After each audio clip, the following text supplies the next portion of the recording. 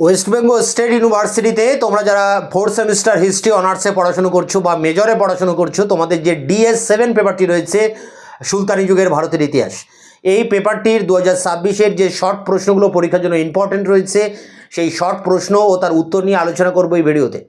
এর আগের কয়েকটি ভিডিওতে তোমাদের এই যে পেপারগুলো রয়েছে DS পেপার, DS4, 5, 6, 7, এই চারটি পেপারের লাস্ট মিনিট সাজেশন তার অ্যান্সার চ্যানেলে আপলোড করে দিয়েছি।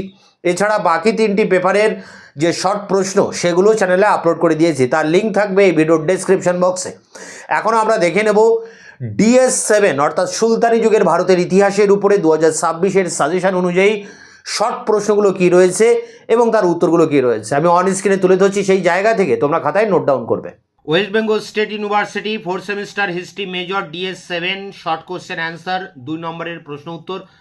দাহির কে ছিলেন? কোন আরব সেনাপতি তাকে পরাজিত করেন?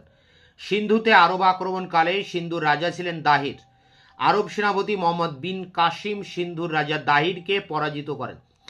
পরটি আল বেরুনি কে ছিলেন? তার রচিত গ্রন্থের নাম কি? আল বেরুনি ছিলেন গজনির শাসক সুলতান মাহমুদের সভাসদ। তার প্রকৃত নাম ছিল আবু রৈহান। তিনি তহকিকি হিন্দ নামক গ্রন্থটি রচনা করেন। পরেরটি তরাইনের দ্বিতীয় যুদ্ধ কবে কাদের মধ্যে হয়েছিল? তরাইনের দ্বিতীয় যুদ্ধ 1192 খ্রিস্টাব্দে মোহাম্মদ ঘুরি ও পৃথ্বীরাজ চৌহানের মধ্যে হয়েছিল। পরেরটি দাস বংশের প্রতিষ্ঠাতা ও শ্রেষ্ঠ সুলতান কে ছিলেন? প্রতিষ্ঠাতা ছিলেন কুতুবুদ্দিন আইবক এবং শ্রেষ্ঠ সুলতান ছিলেন গিয়াসউদ্দিন বলবন। ইলবাড়ি তুর্কি বংশের প্রতিষ্ঠাতা ও শেষ সুলতান কে ছিলেন? প্রতিষ্ঠাতা ছিলেন কুতুবুদ্দিন আইবক এবং শেষ সুলতান ছিলেন কাইকোবাদ। পরেরটি দিল্লির প্রথম তুর্কি সুলতান কে ছিলেন? উত্তর হবে কুতুবুদ্দিন আইবক 1206 খ্রিস্টাব্দ। দিল্লি সুলতানির উত্থান ও পতন কোন বছর হয়? দিল্লি সুলতানের উত্থান হয় 1206 খ্রিস্টাব্দ এবং পতন হয় 1526 খ্রিস্টাব্দ। মানে 320 বছর সুলতানি সাম্রাজ্য টিকে ছিল। ভারতে মোহাম্মদ ঘুরির প্রধান দুজন অনুচরের নাম লেখো। কুতুবুদ্দিন আইবক ও বখতিয়ার খলজি। পরেরটি কে কার উদ্দেশ্যে কুতুব মিনার নির্মাণ কার্য শুরু করেন? সুফি সাধক কুতুবুদ্দিন বখতিয়ার কাকির স্মৃতিতে কুতুব মিনার নির্মাণ কার্য শুরু করেন কুতুবুদ্দিন আইবক এবং শেষ করেন ইলতুৎমিশ। বন্দেগানি চাহেলগানি বা 40 চক্র কাকে বলে? সুলতান ইলতুৎমিশের শাসন কার্যে সহায়তা লাভের জন্য অভিজ্ঞ 40 জন তুর্কি অভিজাত নিয়ে একটি সংগঠন গড়ে তোলেন। এটি বন্দেগানি চাহেলগানি বা তুর্কানি চাহেলগানি বা 40 চক্র নামে পরিচিত। পরটি ভারতে ইকতা ব্যবস্থার প্রবর্তক কে? ইকতা ব্যবস্থার কাকে বলে? ইলতুৎমিশ ভারতে ইকতা ব্যবস্থা প্রবর্তন করেন। ইলতুৎমিশ সরকারি জমিকে ছোট ছোট ইকতায় বা অংশে ভাগ করে আমির ওমরাহদের মধ্যে বন্টন করে দেন। এই ব্যবস্থা ইকতা ব্যবস্থা নামে পরিচিত এবং ইকতার প্রাপক মুক্তি বা মাক্তি বা ইকতাদার নামে পরিচিত। কে কাকে সুলতানি আজম উপাধিতে ভূষিত করেন? বাগদাদের খলিফা আল মুস্তানসির বিল্লাহ দিল্লির সুলতান ইলতুৎমিশকে 1229 খ্রিস্টাব্দে সুলতান ই আজম উপাধি দেন। পরটি ইলতুৎমিশকে দিল্লি সুলতানির প্রকৃত প্রতিষ্ঠাতা বলা হয় কেন? ইলতুৎমিশ কয়েকটি পদক্ষেপ নিয়ে সুলতানি সাম্রাজ্যকে দৃঢ় ভিত্তির উপর প্রতিষ্ঠিত করেন। তিনি উচ্চাকাঙ্ক্ষী আমির ওমরাহ অভিজাতদের দমন করেন এবং চেঙ্গিস খার আক্রমণের হাত থেকে সাম্রাজ্যকে রক্ষা করেন। তাই ইলতুৎমিশকে দিল্লি সুলতানির প্রকৃত প্রতিষ্ঠাতা বলা হয়। পরটি রাজিয়া কে ছিলেন? তিনি কেন নিহত হন? সুলতানি আমলের একমাত্র নারী শাসক হলেন ইলতুৎমিশের কন্যা সুলতানা রাজিয়া। তিনি 1236 থেকে 40 খ্রিস্টাব্দ পর্যন্ত রাজত্ব করেন। দিল্লির অধিকাংশ আমির ওমরাহ সুলতান পদে কোনো মহিলাকে মানতে অস্বীকার করে তার বিরুদ্ধে ষড়যন্ত্রে লিপ্ত হন। ফলে 1240 খ্রিস্টাব্দে তিনি তার ভাই বাহরাম শাহের হাতে নিহত হন। সুলতান রাজিয়ার ব্যর্থতার দুটি কারণ উল্লেখ করো। 1. তুর্কি আমিরগণ একজন মহিলার শাসন মেনে নিতে রাজি ছিলেন না। 2. রাজিয়া তুর্কি আমিরদের একচেটিয়া ক্ষমতা ধ্বংস করার জন্য নিজের হাতে ক্ষমতা নেন এবং প্রশাসনে বহু অতুর্কি কর্মচারী নিয়োগ করেন। পাইবস ও সিজদা কি? পাইবস ও সিজদা হল বলবন কর্তৃক প্রবর্তিত রাজদরবারের দুটি আদব কায়দা। পাইবস হল সুলতানের পদযুগল চুম্বনের রীতি। সিজদা হলো সুলতানের সিংহাসনের সামনে নতজানু হয়ে প্রার্থনা করার রীতি। মেওয়াটি কারা? কে তাদের দমন করেন? সুলতানি আমলে একটি রাজপুত উপজাতি গোষ্ঠী দিল্লির পার্শ্ববর্তী অঞ্চলে দস্যু বৃত্তি করত। তারা মেওয়াটি নামে পরিচিত। সুলতান গিয়াসউদ্দিন বলবন তাদের দমন করেন। খলজি বিপ্লব কি? জালালউদ্দিন ফিরোজ খলজি 1290 খ্রিস্টাব্দে দিল্লির দাস বংশের শেষ তুর্কি সুলতান কাইকোবাদ ও তার শিশুপুত্র কাইমুর্সকে হত্যা করে দিল্লিতে খলজি বংশের প্রতিষ্ঠা করেন। এই ঘটনা খলজি বিপ্লব নামে পরিচিত। খলজি বিপ্লবের গুরুত্ব কি? খলজি বিপ্লবের দ্বারা দিল্লি সুলতানির বংশানুক্রমিক অধিকার তত্ত্ব বাতিল হয়ে যায় এবং শক্তির দ্বারা সিংহাসন লাভের দৃষ্টান্ত প্রমাণিত হয়। খলজি বংশের প্রতিষ্ঠাতা ও শ্রেষ্ঠ সুলতান কে ছিলেন? প্রতিষ্ঠাতা ছিলেন জালালউদ্দিন খলজি এবং শ্রেষ্ঠ সুলতান ছিলেন আলাউদ্দিন খলজি। পরটি দেখো, নব্য মুসলমান কারা ছিলেন? মঙ্গল নেতা হলাগু 1292 খ্রিস্টাব্দে প্রায় 1,00,000 সৈন্য নিয়ে জালালউদ্দিন খলজির আমলে ভারত আক্রমণ করে পরাজিত হন। এরপর তারা ইসলাম ধর্ম গ্রহণ করে জালালউদ্দিন খলজির অনুমতি নিয়ে দিল্লির উপকণ্ঠে বসবাস শুরু করেন। এরা ইতিহাসে নব্য মুসলমান নামে পরিচিত। আলাউদ্দিন খলজি একদিনে 30,000 নব মুসলমানকে হত্যা করে তাদের বিদ্রোহ দমন করেন। জহরব্রত কি? আলাউদ্দিন খলজি 1303 খ্রিস্টাব্দে চিতোর আক্রমণ করলে রাজপুত নারীরা তাদের আত্মমর্যাদা ও সতীত্ব রক্ষার জন্য জ্বলন্ত চিতায় ঝাঁপ দিয়ে আত্মহত্যা করেন। এই প্রাণ বিসর্জন প্রথাকে জহরব্রত বলা হয়। দাগ ও হুলিয়া ব্যবস্থা কি? আলাউদ্দিন খলজির অশ্বারোহী বাহিনীর বিভিন্ন ধরনের ঘোড়াগুলি চিহ্নিত করে রাখার ব্যবস্থাকে দাগ এবং প্রতিটি সৈনিকের দৈহিক বিবরণ লিখে রাখার প্রথাকে হুলিয়া ব্যবস্থা বলা হয়। পরটি মালিক কাফুর কে ছিলেন? আলাউদ্দিন খলজি গুজরাট বিজয়ের সময় মালিক কাফুরকে খোঁজা কৃতদাস হিসেবে ক্যাম্বে অঞ্চল থেকে 1000 দিনার দিয়ে ক্রয় করে সংগ্রহ করে দিল্লিতে আনেন। মালিক কাফুর নিজের যোগ্যতায় আলাউদ্দিন খলজির অন্যতম সেনাপতি হয়ে ওঠেন। তিনি আলাউদ্দিনের দাক্ষিণাত্য অভিযানের নেতৃত্ব দেন। পরটি দিল্লির কোন সুলতান সর্বপ্রথম দক্ষিণ ভারত অভিযান করেন? এই অভিযানে তার সেনাপতি কে ছিলেন? আলাউদ্দিন খলজি সর্বপ্রথম দক্ষিণ ভারত অভিযান করেন। এই অভিযানে তার সেনাপতি ছিলেন মালিক কাফুর। আলাউদ্দিন খলজি দাক্ষিণাত্যের কোন 4টি রাজ্যকে জয় করেন? দেবগিরি, বরঙ্গল, হৈসল ও পাণ্ড্যরাজ্য। আলাউদ্দিন খলজি কেন বাজার দর নিয়ন্ত্রণ ব্যবস্থা চালু করেন? তুর্কি অভিজাতদের ক্রয় ক্ষমতা হ্রাস করা এবং প্রচলিত বেতনে সৈন্যরা যাতে প্রয়োজনীয় সামগ্রী কিনতে পারে তার ব্যবস্থা করা। আমির খসরু কে ছিলেন? আমির খসরু ছিলেন দাস ও খলজি বংশের কয়েকজন সুলতানের রাজসভার বিখ্যাত পণ্ডিত। তার বিখ্যাত গ্রন্থ খাজা ইন উল ফুতুহা। আমির খসরুর কবি প্রতিভার জন্য তাকে হিন্দুস্তানের তোতা পাখি বলা হয়। কে কবে দিল্লিতে তুগলক বংশ প্রতিষ্ঠা করেন? গিয়াসউদ্দিন তুগলক 1320 খ্রিস্টাব্দে। ইবন বতুতা কে ছিলেন? তিনি কার আমলে ভারতে আসেন? আফ্রিকার মরক্কোর তানজিবারের একজন পর্যটক ছিলেন ইবন বতুতা। তিনি কিতাবুল রাহেলা নামে একটি ভারত বিবরণী রচনা করেন। তিনি মোহাম্মদ বিন তুগলকের আমলে ভারতে আসেন এবং দিল্লিতে 10 বছর প্রধান কাজী পদে আসীন ছিলেন। পরটি বিন তুগলকের রাজধানী পরিবর্তনের দুটি কারণ লেখো। এক, দেবগিরি দেশের কেন্দ্রস্থলে অবস্থিত হওয়ায় সহজে বৈদেশিক আক্রমণে রাজধানী বিপন্ন হওয়ার ভয় ছিল না। 2, দিল্লি অভিজাতদের চক্রান্ত থেকে দূরে থাকা সম্ভব ছিল।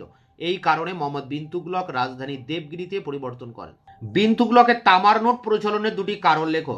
1, তীব্র অর্থ সংকট মেটানোর প্রয়োজনে তামার নোটের প্রচলন হয় এবং 2, তখন দেশে রূপোর সংকট চলছিল। এই সমস্ত কারণে বিন তুগলক তামার নোট প্রচলন করেন। বিন তুগলকের আমলে কোন মঙ্গল নেতা সিন্ধু দেশ আক্রমণ করেন? তরমাস স্ত্রিন খা 1327 খ্রিস্টাব্দে। পরটি দিল্লির কোন সুলতানকে সুলতানি যুগের আকবর বলা হয়? ফিরোজ শাহ তুগলকের জনকল্যাণমূলক কার্যাবলীর জন্য তাকে সুলতানি যুগের আকবর বলা হয়। ঐতিহাসিক হেনরি এলিয়ট এমনটাই বলেছেন। তৈমুরলং কবে কার আমলে ভারত আক্রমণ করেন? 1398 খ্রিস্টাব্দে নাসির উদ্দিন মাহমুদ শাহের রাজত্বকালে। কে কবে সৈয়দ বংশ প্রতিষ্ঠা করেন? তৈমুরলংয়ের অনুচর খিজির খা 1414 খ্রিস্টাব্দে। কে কবে লোদি বংশ প্রতিষ্ঠা করেন? বহলুল লোদি 1451 খ্রিস্টাব্দে। এই বংশের শেষ সুলতান ছিলেন ইব্রাহিম লোদি। সুলতানি যুগে দুজন ঐতিহাসিকের নাম লেখো, জিয়াউদ্দিন বার্নি এবং আল বিরুনি। আমির খসরু ও জিয়াউদ্দিন বার্নি লেখা দুটি গ্রন্থের নাম লেখো। আমির খসরু রচিত খাজা ইন উল ফুতুহা এবং জিয়াউদ্দিন বার্নি রচিত গ্রন্থ হলো তারিক ই ফিরোজ শাহ। জিজিয়ার অর্থ কি? সুলতানি যুগে শরিয়তের বিধান অনুসারে কর ব্যবস্থা প্রবর্তিত হয়েছিল। তখন থেকে অমুসলিমরা মুসলিম শাসনে জিম্মি হিসাবে পরিগণিত হতো এবং মুসলিম রাষ্ট্রে তাদের বসবাসের জন্য তাদের কাছ থেকে এক প্রকার কর আদায় করা হতো, যা জিজিয়া কর নামে পরিচিত। আলাই দরওয়াজা কে কবে নির্মাণ করেন? সুলতান আলাউদ্দিন খলজি 1311 খ্রিস্টাব্দে। কোন তুর্কি সেনাপতি সর্বপ্রথম বাংলা আক্রমণ করেন? তখন বাংলার শাসক কে ছিলেন? ইখতিয়ার উদ্দিন মোহাম্মদ বিন বখতিয়ার খলজি 1204 খ্রিস্টাব্দে বাংলা আক্রমণ করেন। তখন বাংলার শাসক ছিলেন সেন বংশীয় রাজা লক্ষণ সেন। পরটি সুলতানি আমলে বাংলার প্রথম স্বাধীন রাজা কে ছিলেন? তার রাজধানী কোথায় ছিল? সুলতানি আমলে বাংলার প্রথম স্বাধীন রাজা ছিলেন শামসুদ্দিন ইলিয়াস শাহ। তার রাজধানী ছিল লক্ষণাবতী। বাংলায় ইলিয়াস শাহী বংশ কে কবে প্রতিষ্ঠা করেন? শামসুদ্দিন ইলিয়াস শাহ 1342 খ্রিস্টাব্দে। আদিনা মসজিদ কে কোথায় কবে নির্মাণ করেন? ইলিয়াস শাহী বংশের শাসক সিকান্দার শাহ মালদহের পান্ডুয়ায় 1373 থেকে 75 সালের মধ্যে আদিনা মসজিদ নির্মাণ করেন। রাজা গণেশ কে ছিলেন? রাজা গণেশ ছিলেন ইলিয়াস শাহী বংশের সুলতানদের অধীনস্থ ভাতুরিয়া ও দিনাজপুরের একজন সামন্ত। ইলিয়াস শাহী বংশের প্রথম পর্বের শেষ শাসক আলাউদ্দিন ফিরোজকে বা ফিরোজ শাহকে অপসারিত হত্যা করে রাজা গণেশ 1415 খ্রিস্টাব্দে বাংলার সিংহাসনে বসেন। পরটি বাংলার কোন সময়কে অন্ধকার যুগ বলা হয়? 1487 খ্রিস্টাব্দ থেকে 1493 খ্রিস্টাব্দ পর্যন্ত সময়কালকে বাংলার অন্ধকার যুগ বলা হয়। পরটি হুসেন শাহী বংশের শ্রেষ্ঠ শাসক কে ছিলেন? তার রাজধানী কোথায় ছিল? হুসেন শাহী বংশের শ্রেষ্ঠ শাসক ছিলেন আলাউদ্দিন হুসেন শাহ, তার রাজধানী ছিল গৌড় বা জন্নতাবাদাব। পরেরটি দেখো, হুসেন শাহী বংশের প্রতিষ্ঠাতা ও শ্রেষ্ঠ রাজা কে ছিলেন? দুটোরই উত্তর হবে আলাউদ্দিন হুসেন শাহ 1493। চৈতন্য ভাগবত কে রচনা করেন? কবি বৃন্দাবন দাস। গুণরাজ খা উপাধি কে কেন লাভ করেন? মালাধর বসু বাংলা ভাষায় শ্রীমদ ভাগবত অনুবাদ করার জন্য সুলতান বরবক শাহের কাছ থেকে গুণরাজ খা উপাধি পান। পরেরটি বিজয়নগর সাম্রাজ্যের প্রতিষ্ঠাতা কে ছিলেন? হরিহর ও বুক্ক নামে দুই ভাই 1336 খ্রিস্টাব্দে। কার রাজসভায় অষ্টদিগ্গজ ছিলেন এবং আমুক্ত মাল্যদা কে রচনা করেন? দুটি প্রশ্নেরই উত্তর হবে একই উত্তর, রাজা কৃষ্ণদেব রায়। পরটি বিজয়নগরের শ্রেষ্ঠ রাজা কে ছিলেন? তিনি তার রাজ্যে কোন বিদেশিকে ঘাঁটি নির্মাণের অনুমতি দেন? বিজয়নগরের শ্রেষ্ঠ রাজা ছিলেন রাজা কৃষ্ণদেব রায়। তিনি পর্তুগালের আলফানসো ডি আলবুকার্ককে তার রাজ্যে ঘাঁটি নির্মাণের অনুমতি দেন। বিজয়নগরে আগত একজন পর্তুগিজ ও একজন পার্শ্বিক পর্যটকের নাম লেখো। পর্তুগিজ পর্যটক ছিলেন এডওয়ার্ড বারবোসা এবং পার্শ্বিক পর্যটক ছিলেন আব্দুর রাজ্জাক। বিজয়নগরের নায়ঙ্কর প্রথা কি? বিজয়নগরের নায়ঙ্কর প্রথা হলো এক ধরনের সামন্ততান্ত্রিক প্রথা। নায়ঙ্কররা ছিলেন সামন্ত, ভূস্বামী ও যোদ্ধা সম্প্রদায়। বিজয়নগরের মন্দির অর্থনীতি সম্পর্কে কি জানো? বিজয়নগরের গ্রাম্য পরিষদগুলি ক্রমে ভেঙে সেখানে নতুন মন্দির অর্থনীতির বিকাশ ঘটতে থাকে। রাষ্ট্রীয় পরিষদ নিগমগুলি এই সামন্ততান্ত্রিক মন্দির অর্থনীতির বিকাশে বিশেষ ভূমিকা নেয়। মন্দিরগুলি আধুনিক ব্যাংকের মতো সুদে টাকা ধার দিত। বিজয়নগরের দুটি স্থাপত্য নিদর্শনের নাম লেখো। বিঠল স্বামী মন্দির ও হাজারা রামস্বামী মন্দির। কবে কাদের মধ্যে তালিকোটার যুদ্ধ হয়? দাক্ষিণাত্যের বিজাপুর, গোলকুন্ডা, আহমদনগর ও বিদর, এই চারটি মুসলিম রাষ্ট্রের জোট ও হিন্দু রাজ্য বিজয়নগরের মন্ত্রী রাম রায়ের নেতৃত্বে এদের মধ্যে 1565 খ্রিস্টাব্দে তালিকোটার যুদ্ধ হয় এবং এই যুদ্ধে বিজয়নগর পরাজিত ও ধ্বংস হয়। পরটি কে কবে বাহুমনি রাজ্য প্রতিষ্ঠা করেন? 1347 খ্রিস্টাব্দে আলাউদ্দিন বাহুমন শাহ বাহুমনি রাজ্য প্রতিষ্ঠা করেন। বাহুমনি রাজ্য ভেঙে কোন কোন স্বাধীন রাজ্যের সৃষ্টি হয়? বাহুমনি রাজ্য ভেঙে 5টি স্বাধীন রাজ্যের সৃষ্টি হয়। এই রাজ্যগুলি হলো আহমদনগর, বিজাপুর, গোলকুন্ডা, বেরার ও বিদর। মঙ্গল কাদের বলা হতো? মধ্য এশিয়ার মঙ্গোলিয়ার অধিবাসীরা দুর্ধর্ষ উপজাতি গোষ্ঠীর বাসিন্দারা মঙ্গল নামে পরিচিত। বাবর কবে কার আমন্ত্রণে ভারতবর্ষ আক্রমণ করেন? 1524 খ্রিস্টাব্দে পাঞ্জাবের শাসনকর্তা দৌলত খা লোদির আমন্ত্রণে বাবর ভারত আক্রমণ করেন। কবে কাদের মধ্যে পানিপথের প্রথম যুদ্ধ হয়? 1526-এর 21শে এপ্রিল বাবর ও দিল্লির শেষ সুলতান ইব্রাহিম লোদির মধ্যে পানিপথের প্রথম যুদ্ধ হয়।